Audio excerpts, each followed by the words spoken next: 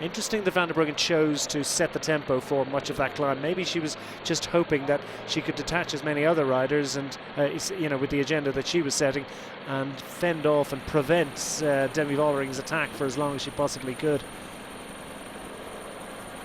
Maybe she felt that the pace that she was setting might be enough to put her Française de Jeu rival in a little bit of trouble. It certainly didn't play out like that. Inside the final kilometre now for the race leader. 22 seconds to the good, clear of Marlon Reusser.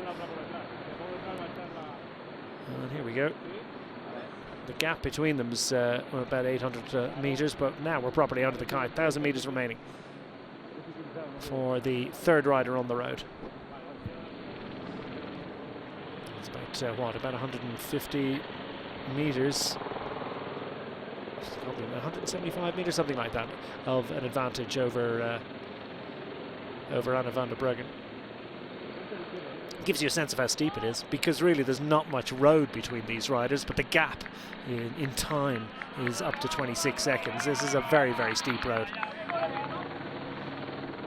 So Van der Breggen, potentially going to be overhauled by fired up Pauline Royakkers. 3 of the top 4 on the mountain from the Netherlands here. The exception being the exceptional Swiss rider, Marlon Reusser.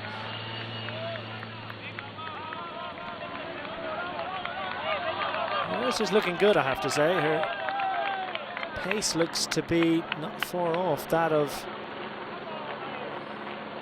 the race leader, Demi Vollering. But it's Vollering that's stomping on the pedals still with aggression and intent.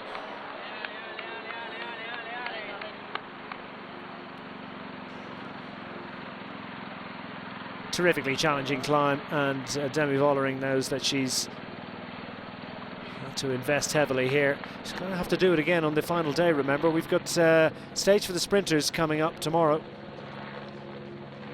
Sprinters who will be, well, on this climb now and in all sorts of agony and hurt, knowing that they've got to make it through to the conclusion of today to be able to get to go for that climb, or that sprint tomorrow. It's to Becquerel de Campos. Sorry, Becquerel de Campos to Baltanyas. 6th and penultimate stage coming tomorrow, Friday.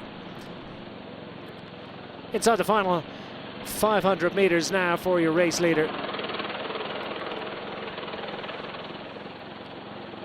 And Marlon Reusser doing a really, really solid job of holding off Anna van der Breggen. Van der Breggen, though, I think it looks like she could be dragged back by Royakkers. That's an interesting one-on-one battle that will rage for the next little while as we pick up the finish line cameras. And Demi Vollering has answered the question. You know, very much the pre-event favourite, very much the pre-stage favourite, very much the reigning champion. And heading to the finish line to rubber stamp her authority over this race.